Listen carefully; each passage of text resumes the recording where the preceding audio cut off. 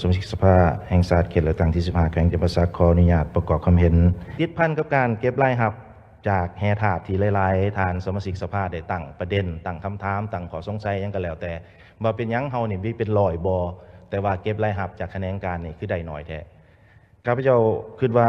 ทุกทานในที่ประชุมตัวนี้เข้าใจปัญหาพื้นฐานของมันร้อยบ่พันบ่นี่ล้วนแล้วแต่อยู่ดงอยู่ป่าห่างไกลซุ่มซ่นศอกหลีกมีแต่เขาอยู่ผู้เดียวโคโล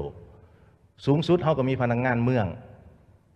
หรือของแขวงจำนวนหนึ่งขั้นโครงการใหญ่แน่ก็มีพนักงานของกระทรวงไปประจำแต่เอาพนักงานคนหนึ่งสองคนสามคนไปประจำอยู่เมืองใหญ่ๆบ่อใหญ่ๆมันจะบ่ได้ซอยอย่างเป็นเครื่องมือให้เฮาหลายพอใดในการติดตามกฎกาสมเทียบว่าบ่อค่ำนี่กิโลหนึ่งบ่ทอซ้ำฝ่ามือแต่มูลค่า$85,000ไม่ทอนบักใหญ่เขายังเอาลักออกขามด่านได้เนาะคือสมัยตอนขุดคนใหม่ก่อนคำสั่งเหล็กที่15รัฐบาลได้เงินมีแต่$10 ล้านต่อปีในการขุดคนใหม่เป็นยังรัฐบาลจึงสั่งโจย้อนบุคุ้มค่ามันเสียหายหลายกว่าใด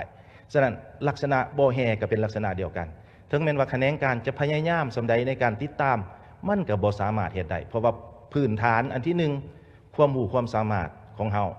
ขั้นตอนระเบียบการในการคุ้มครองของเฮายังบ่จอดกันเว้าแต่คุ้มครองน้ำหนักรถซื่อๆก็ยังบ่ได้อยู่สนามใหญ่ๆบ่อใหญ่ๆนี่มีหมดเนาะมีทรัพย์สินมีโยธามีพลังงานมีบางบ่อนมีหอดกระทรวงทรัพย์แขนงทรัพย์ไปอยู่นำเฝ้าอยู่หั่นแต่ถามว่าในตัวจริงมันแม่นบ่ตัวเลขที่บริษัทรายงานมาแล้วเฮาเก็บรายรับกับความเป็นจริงที่แห่ออกไป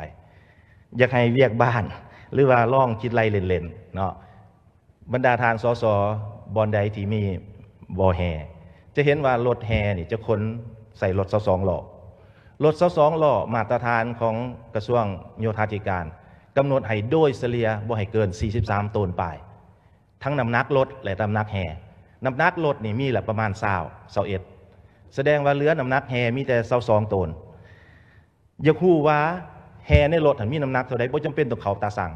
สิ่งก็กำหนดได้ทุกอย่างมีมวลสารจำเพาะอนุญาตให้ต่อประธานเจ้ากระบะรถเนาะมีประมาณน้อยสุด17 เมตรก่อนสูงสุดประมาณ25 เมตรก่อนมวลสารจำเพาะของแฮเล็กอยู่ระหว่าง 3,000 หา 4,600 ขึ้นกับว่าแฮบดบ่แฮบ่บดความเข้มข้นหลายหน่อยพวกท่านลองคูณเอาเองว่ามันจักโตนเนาะครับพระเจ้าบ่คูณในเบิ่ง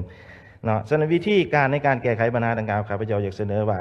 อันที่1รัฐบาลออกนโยบายเลยในอีก2 ปีข้างหน้าสมมุติสิหยุดบ่ให้ส่งออกแฮดิบโดยเฉพาะแฮเล็กหินกาวบ่มันยังต่างๆในระยะที่เฮา2 ปีนั้น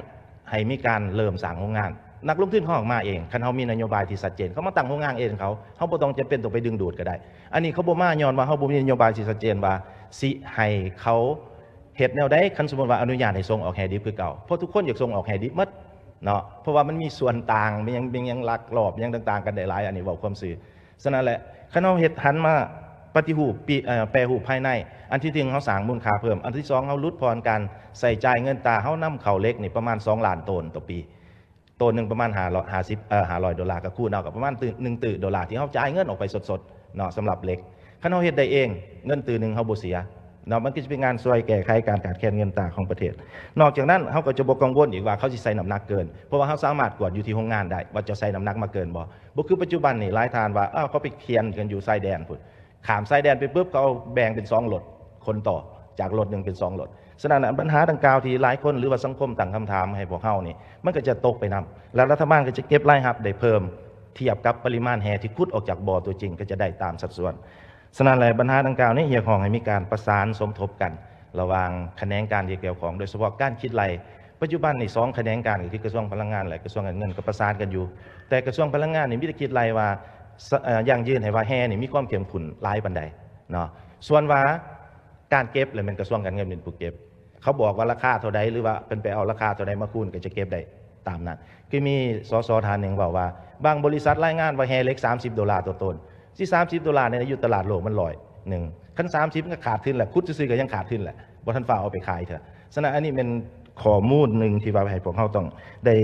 พินิจพิจารณาว่าจะเห็นแนวใดเนาะ อันสุดท้ายก็คือปัญหาเรื่องพลังงานหลายท่านตั้งคำถามเรื่องการปฏิรูปรัฐวิสาหกิจอยากให้ทุกท่านคือสิเข้าใจว่าวิสาหกิจหนึ่งมันมีแต่2ตัวเลขที่ยั่งยืนว่ามีประสิทธิภาพหรือบ่มีประสิทธิภาพเนาะอันที่1ก็คือเจ้าใส่ใจบริหารรายรับลบรายจ่ายอย่างต่างๆออกมามีกำไรบ่คันมีกำไรถือว่ามีประสิทธิผลแต่ในหันอันที่ซ่อนเงื่อนไว้อยู่ในหันสำหรับรัฐวิสาหกิจโดยเฉพาะรัฐวิสาหกิจไฟฟ้าลาวอันที่1ราคาขายพวกเฮาไฟฟ้าลาวบ่ได้เป็นและแม่นเบื้องรัฐบาลเป็นผู้กำหนดให้บัดนี้เบื้องรายจ่ายถามว่าการปฏิรูปในระยะผ่านมาได้รับมากผลอย่างแน่ข้าพเจ้าจะขอยกตัวเลขแค่2ตัวเลขให้บรรดาทางสมาชิกสภาได้ฟัง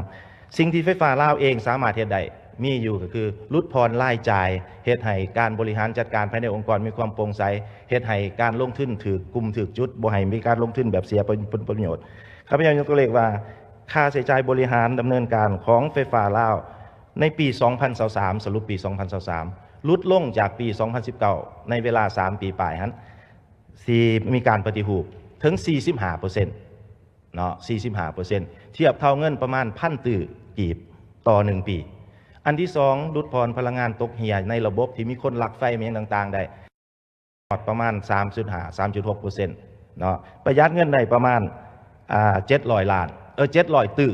บน700 ล้าน700 ตื้อต่อปีอันนี้เป็นสิ่งที่ไฟฟ้าลาวสามารถเฮ็ดได้แต่สิ่งที่อำนวยการไฟฟ้าลาวเฮ็ดบ่ได้ก็คือกำหนดราคาขายว่าสิให้ขายลุกขึ้นหรือให้ขายราคาแพงเนาะให้ขายราคามีกำไรอันติดมาครับสมาชิก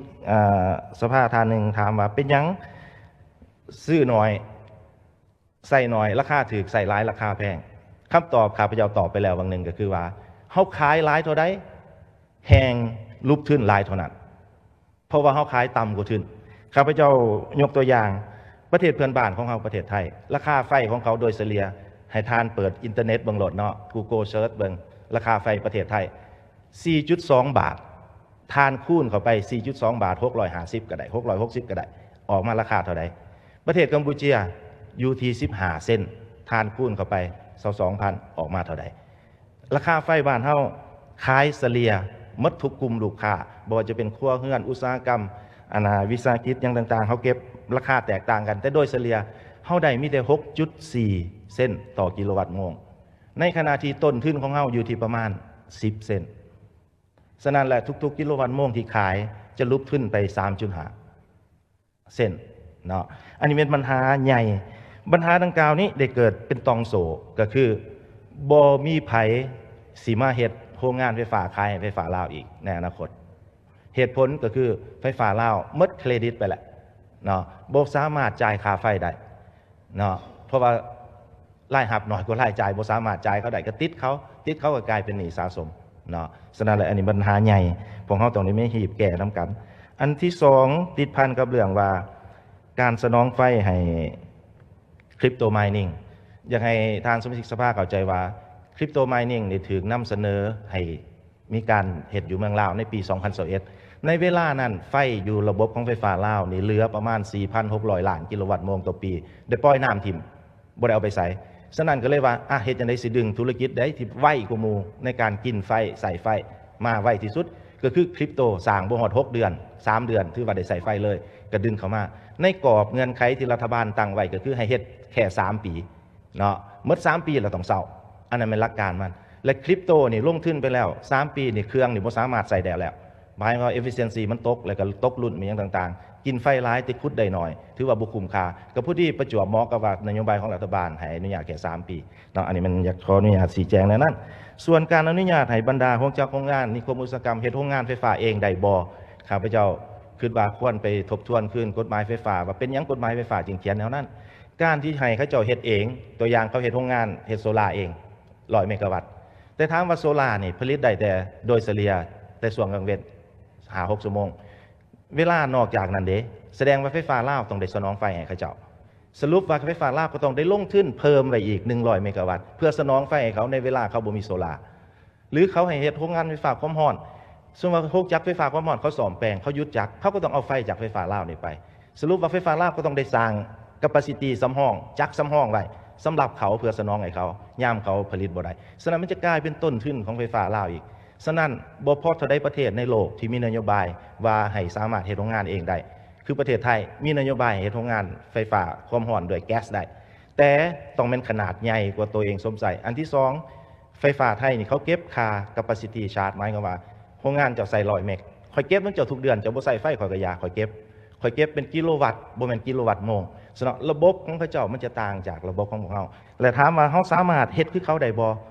ข้าพเจ้าตอบว่าเฮ็ดได้แต่ต้องก๊อปปี้มาจนหมดอย่าสุก๊อปปี้เอาบางส่วนต้องเอามาทั้งหมดระบบของเขาว่าเขาเฮ็ดยังไงและเฮาสามารถอนุญาตได้ฉะนั้นในเวลานี้ถือว่าเป็นระยะเวลาที่รัฐบาลกำลังศึกษา